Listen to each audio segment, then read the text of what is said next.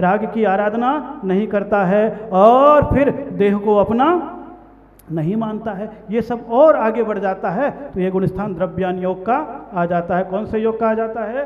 द्रव्यान योग का आ जाता है। फिर संजदा, संजदा उसके उपरांत क्या? व्रतों को ले लेता है। क्या ले लेता है? दूसरी, तीसरी, चौथी, पांचवी, छठवीं प्रतिमा को ले लेता है, वो व्रती जी हो जाता है। कौन सा होता है? संयमा संयम होता है। कौन सा होता है? संयमा संयम। फिर कौन सा है? प्रमत्त संजदा, यानी सामान्य से प्रमत्त संयत जीव है, मुनिराज बन गए। कौन बन गए? अब ये मुनिराज प्रमाद भी है। क्या कर रहे हैं?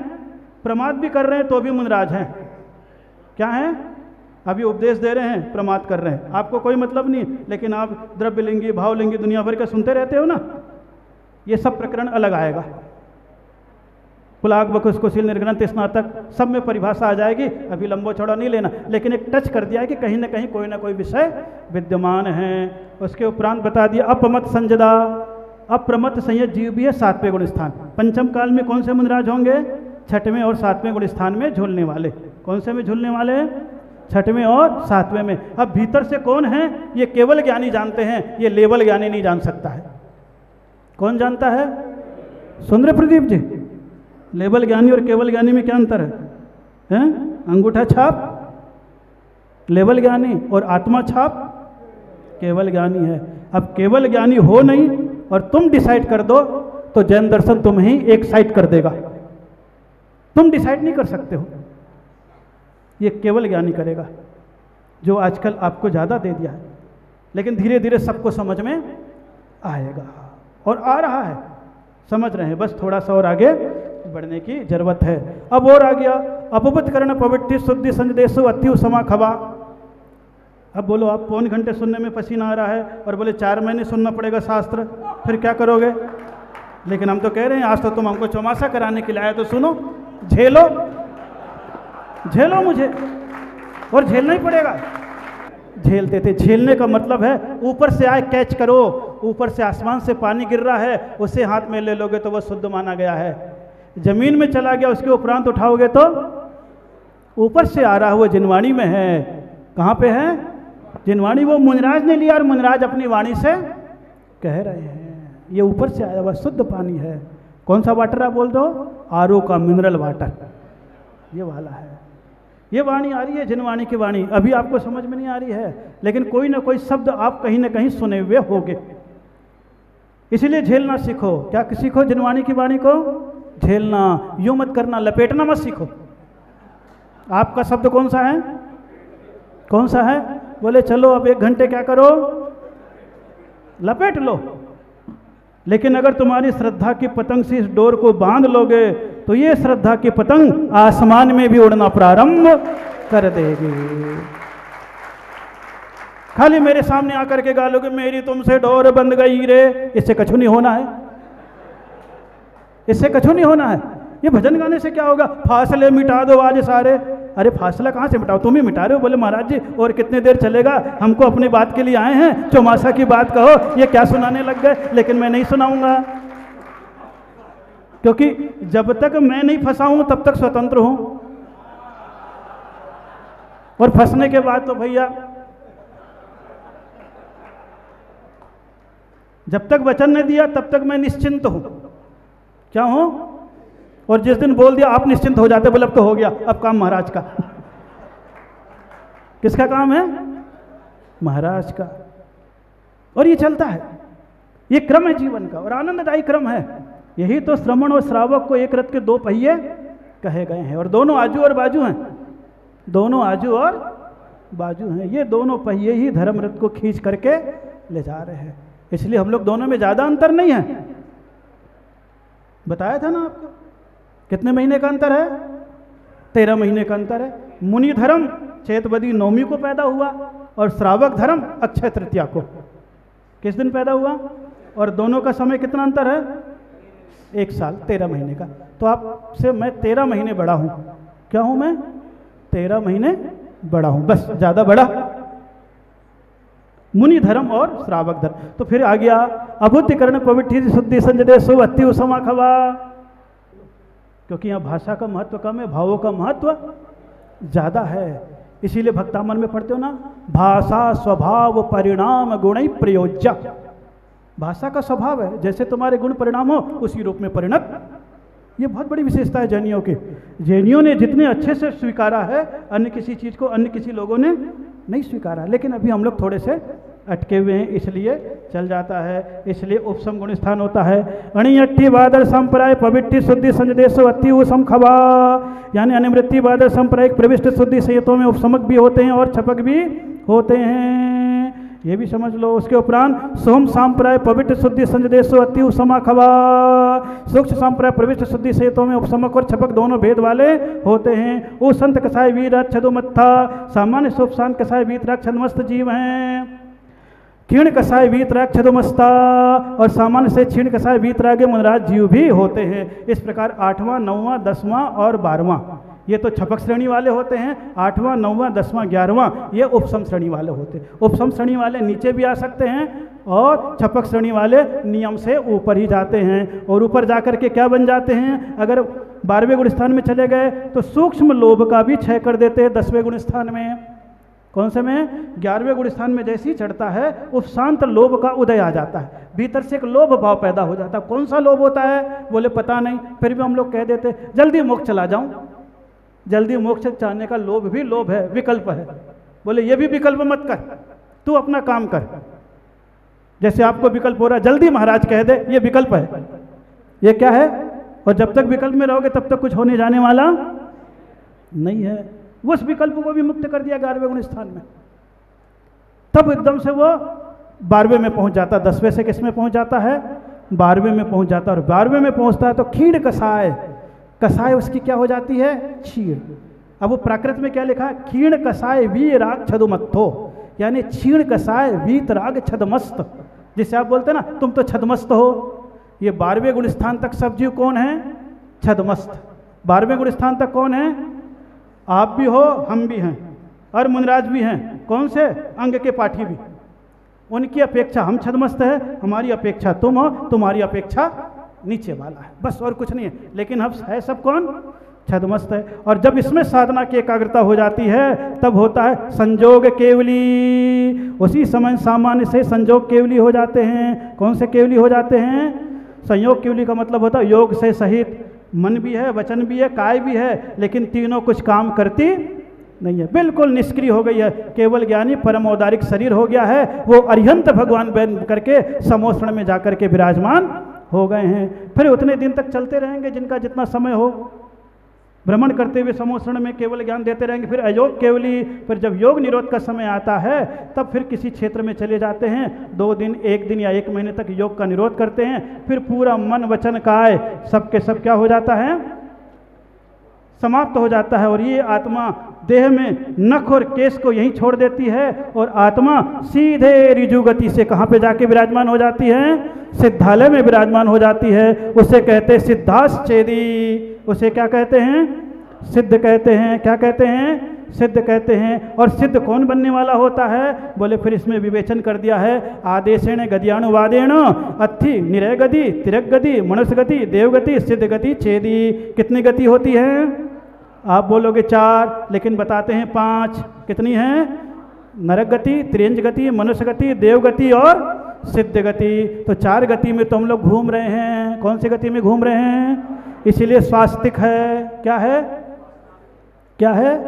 4 गति का प्रतीक है। एक दरवाजा नीचे है, एक आजू है, एक बाजू है और एक तो नीचे वाला नरक गति, आजू वाला त्रियंज, बाजू वाला मनुष्य और ऊपर वाला देव गति है। उसके ऊपर चंद्रमा के ऊपर बिंदी है, वो सिद्ध शिला है जो स्वास्तिक आपके मंदिरों में आपके हर जगह बनाया जाता है।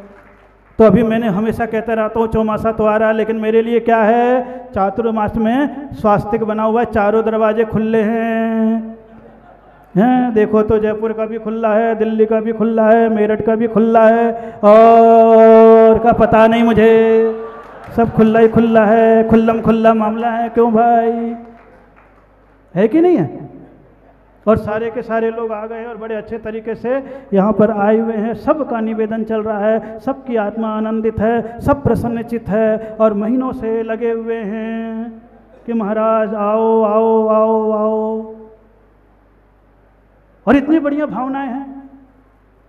और सबकी भावनाएं हैं, लेकिन क्या करूं महाराज, एक हैं, रोटी एक है, 4 टुकड़े करके बांट तो सकता नहीं हूं। बांट सकता हूं क्या? नहीं। सशर्त भी नहीं कह सकता हूं किसी को कुछ भी। कह सकता हूं क्या?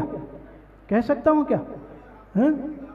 अब तो बिल्कुल की सारी बातें यूं आने लग गई है एकदम सारी की सारी, इसलिए कुछ भी नहीं कह सकता हूं। लेकिन हाँ, फिर भी सबकी भावनाएं आनंद के साथ बनी हुई है। चातुर्मास की भावना है, वर्षा योग की भावना है, और इस बार तो चातुर्मास भी किसका आ रहा है? पूरा पंजा दिखाने वाला आ रहा है। कौन सा आ रहा है? पंजा दिखाने वाला। अब इसको अभी तथास्तु तो नहीं कहूँगा मैं, अभी तो नहीं कहूँगा, लेकिन भावनाएं अच्छी है। मैं देख रहा हूँ जिनकी भावनाएं जागृत होने लग गई है, वास्तव में उनका संपर्क बढ़ता चला गया है। और चौमास में क्या होता है? समन्वय, संपर्क और समर्पण, ये 3 सूत्र ही चलता है। कितना सूत्र चलता है?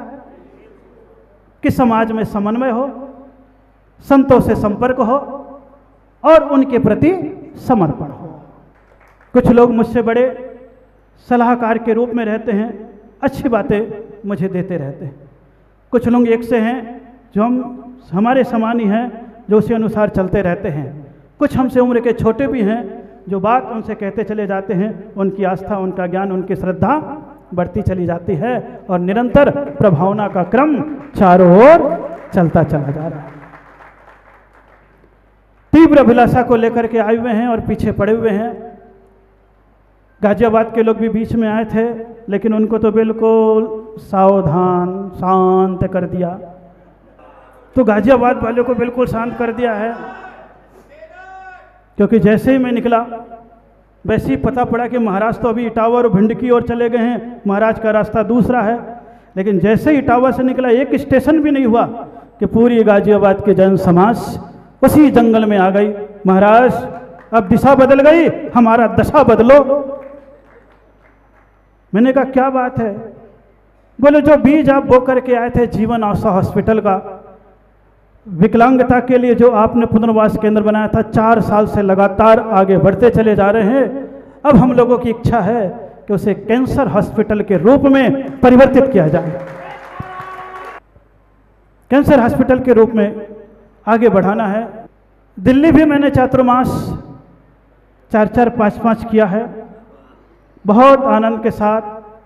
सूरजमल की जैन समाज भी उस समय से लगी हुई है वर्षा योग के लिए, और आगरा में हर 2 दिन में आना जाना उनका चलता रहा। जयपुर के लोग भी हैं, जहाँ कभी भी मैं नहीं गया हूँ वहाँ के लोग भी हैं। वहाँ पर भी देख रहा हूँ नई उमंग है, नई तरंग है, नया स्थान है, राजस्थान है, अभी कुछ नहीं कहता।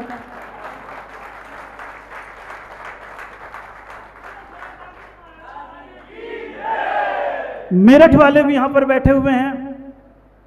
बोले महाराज एक बार तो लड्डू खा लिया है, लेकिन वो लड्डू खाया था तो मुनि अवस्था में खाया है आपके। कौन सी अवस्था में खाया है?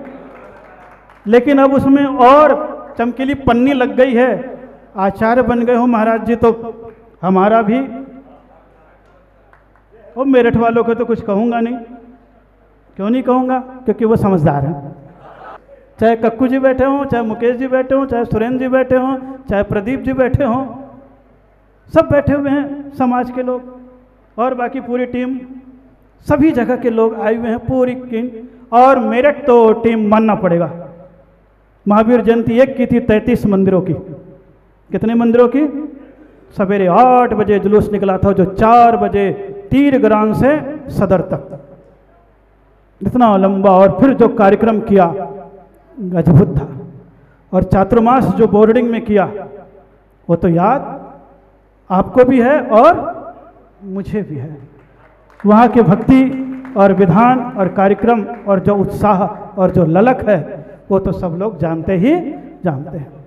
आगरा में भी मैंने यहाँ पर महावीर जयंती की थी, जब पहले परिषद में 25 साल पहले। उसके उपरांत फिर दोबारा आया, इस बार तिबारा फिर आया, और तिबारा आया तो बगदा के कोने से प्रवेश किया हूं और सेक्टर 7 में आकर के समापन कर दिया है। अब किसका साथ होगा मुझे कुछ पता नहीं, किसका साथ होगा कैसा मुझे कुछ पता नहीं है। सब बैठे हुए जिज्ञासा से देख रहे हैं, लेकिन आप सभी लोगों को मालूम रहता ही है कि मैं एकदम से कुछ भी कहने वाला नहीं हूं, लेकिन सबकी भावनाओं को यहां पर आनंद के साथ देख रहा हूं और यही कहना चाहता हूं कि भावनाओं के ज्वार में बहा नहीं जाता। क्या मैं अपने आप को कह रहा हूं? किसको कह रहा हूं मैं? अपने आप को कह रहा हूं। सब अपनी अपनी भावना अच्छे अच्छे रूप से प्रस्तुत कर रहे थे। भावनाओं की ज्वार में बहा नहीं जाता, समय के पहले मुझसे कुछ कहा नहीं जाता, जिस नगर का दाना पानी मेरे भाग्य में लिखा हो वहां चौमास किए बिन रहा नहीं जाता।